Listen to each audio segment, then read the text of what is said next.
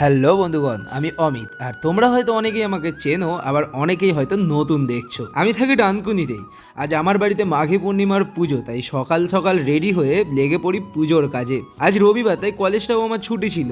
আর এদিকে মা দেখি বাগানের কাজ করছিল, আর এদিকে আমার দায়িত্ব পড়েছিল কাদার তাল বানানোর। ও বাই দ্য ওয়ে, এটা হলো আমাদের একটা ছোট্ট বাগান। আর এদিকে পুরনো অভ্যাসকে কাজে লাগিয়ে আমার কাজও প্রায় শেষ। তারপর বাবা বললো কাঠগুলো একটু ছিঁড়ে দিতে, হোমযজ্ঞ হবে, তাই ঝটপট শেষ করে দিতে চললাম।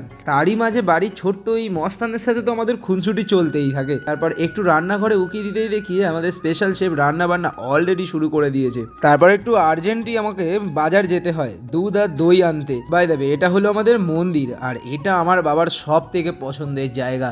তার সাথে এদিকে জোর কদমে দেখি পুজোর জোগাড়জাত চলছিল। আর এইভাবেই আজকের দিনটা আমাদের শেষ হয়। যাই হোক, ভিডিওটা কেমন লাগলো অবশ্যই জানিও। দেখা হবে আবার কোনো নতুন গল্প নিয়ে।